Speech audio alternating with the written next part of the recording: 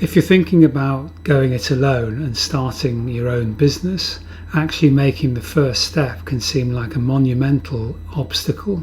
This video is going to show you ways in which you can make that critical first step, and in fact stick around because you're going to find out how easy it really is.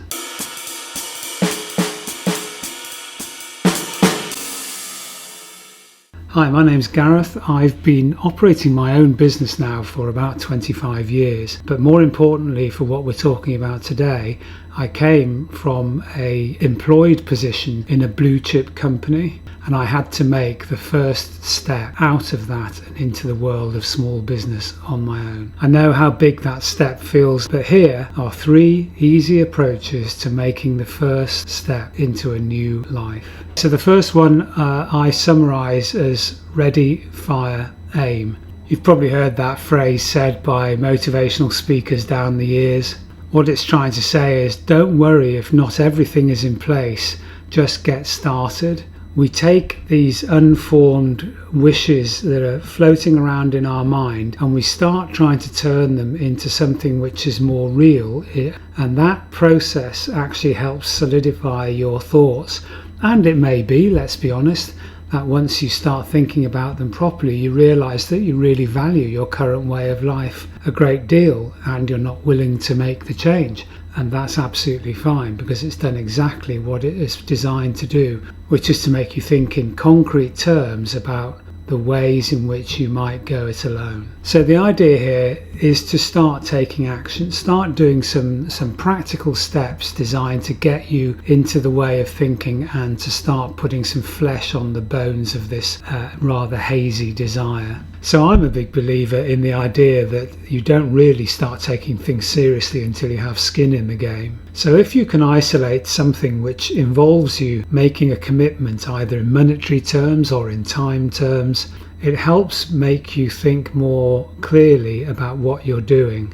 That type of commitment is what's needed to actually get you off the ground. I'm not suggesting here that you spend thousands of pounds on buying equipment or anything like that at this stage. It's just a question of making sure that you're starting to think in practical terms and in real terms. So the idea is to help you feel like there is an obligation on you to start thinking more clearly on things. And that's a good way into thinking about this.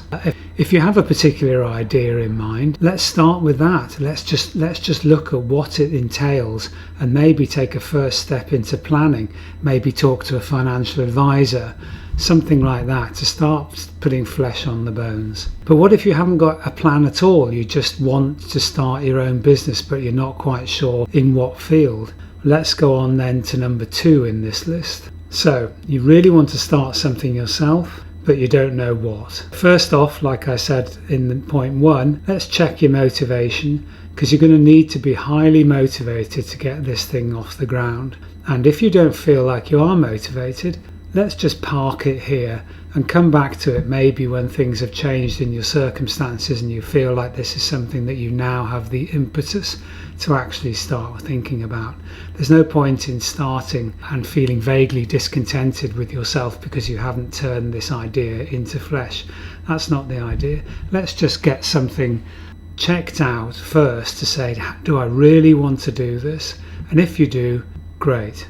So what we need to start doing, if that is the case, is really start trying to identify what opportunities there might be. Start trying to isolate your ideas, and the best way to do this in my view is to actually start writing things down. So what I try and do is clear my head of any kind of filters. We're not here trying to actually create a list of viable business propositions. All we're trying to do is take the ideas from out of your head and get them down on the paper. So the first thing I do is get a big sheet of paper, put myself in the middle and start writing down particular items which I think are interesting to me, or I have knowledge about, or I would like to have knowledge about. And the key here is to try and avoid that filter which I just talked about. The temptation is always to say, oh, I want to become a blacksmith.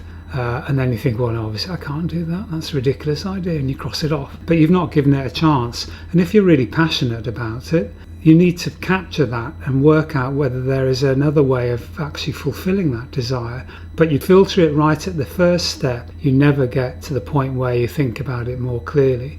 So go through everything. It doesn't matter what you've got, what you're thinking about, because we're going to do a bit of filtering afterwards. If you come up with less than, let's say, 50 ideas, then I reckon you're probably already applying a filter. Take the filters off, write it all down. You don't have to share it with anybody. Just see what comes out of your head and gets down on paper. This can be almost anything you enjoy. It can be based on a sport that you like watching or playing. It can be based on your current work and the fact that you can see how things are going wrong in your current business. Maybe there's an opportunity for you to do it a different way.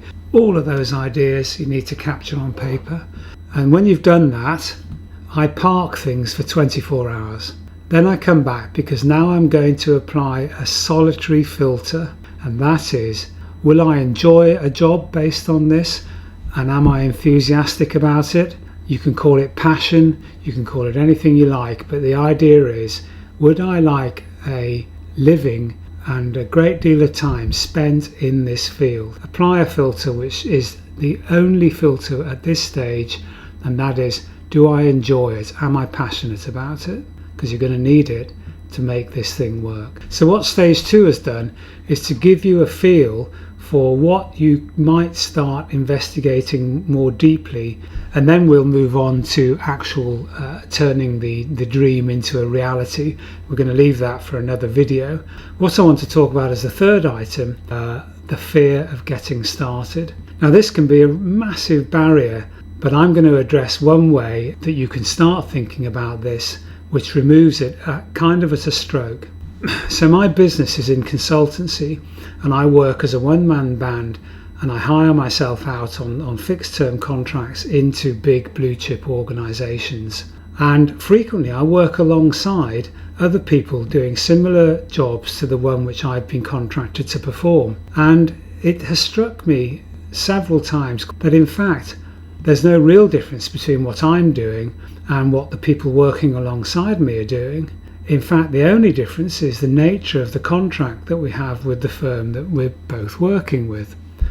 And therefore, I thought, as a result of that, really, the people who I'm working alongside are one-man businesses themselves. They're already in the same field as me, they just don't recognise it. And that's because of the way in which companies create the bonds that tie you into them.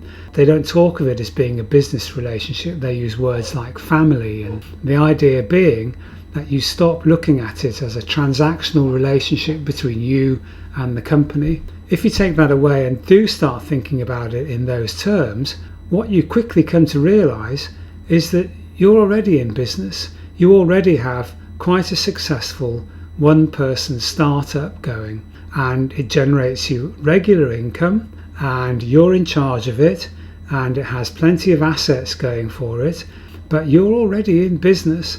And for me, that is a real way of breaking down the barrier, because it feels like you've already made the first step. You're already in business for yourself. What you then have to start doing is thinking about, how do I expand my business now? I've got this one income stream going quite nicely.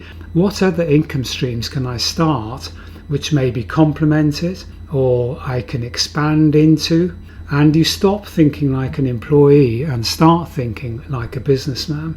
And that can be empowering, and it gets you past the fear of getting started because you've already started. So those are 3 ways I believe can help you start to take what is an unfocused desire to do something different, and it could be manifesting itself in a number of ways, but it starts to distill it down into the real world. I hope you found that useful. Keep watching and keep subscribing, because I'll be coming back to these topics again in upcoming videos.